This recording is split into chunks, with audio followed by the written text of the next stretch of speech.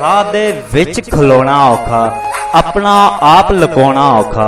ਇੰਨੀ ਵੱਧ ਗਈ ਦੁਨੀਆਦਾਰੀ, ਕੱਲਿਆਂ ਬਹਿ ਕੇ ਰੋਣਾ ਔਖਾ। ਦਾਗ ਮੁਹੱਬਤ ਵਾਲਾ ਬਾਹੂ ਲੱਗ ਜਾਏ ਤੇ ਧੋਣਾ ਔਖਾ।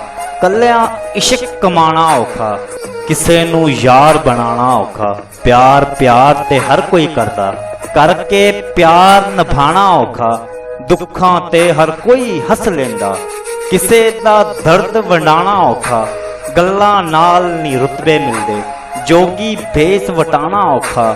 ਕੋਈ ਕਿਸੇ ਦੀ ਗੱਲ ਨਹੀਂ ਸੁਣਦਾ, ਲੋਕਾਂ ਨੂੰ ਸਮਝਾਣਾ ਔਖਾ।